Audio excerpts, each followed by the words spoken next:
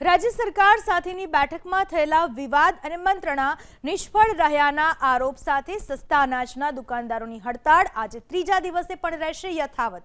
અમદાવાદમાં મળેલી બેઠકમાં પુરવઠા વિભાગના સચિવ મોના ખંધાર અને ફેર પ્રાઇસ એસોસિએશનના પ્રમુખ વચ્ચે ઉગ્ર બોલાચાલી થઈ।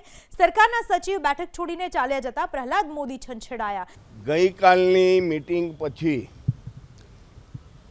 અમારા સચિવ શ્રી ने आशा थी कि अमे फरीथी अमने मळवा जईशुं, परंतु अमे अमारा प्रतिनिधिओ साथे एक जग्याए बैठक करी। एना पछी हूँ पोते सचिवालय में गयो तो एक हाईकोर्टनी नोटिस बजाववानी हती, एटले मैं सचिवश्रीना कार्यालय में नोटिस बजावी, नियामकश्रीना कार्यालय में नोटिस बजावी अने अत्यारे बेनश्री आवीने सीधा ज जूठी रजूआत करवा लाग्या, जेना कारणे मारे अने बेन साथे उग्रता थई।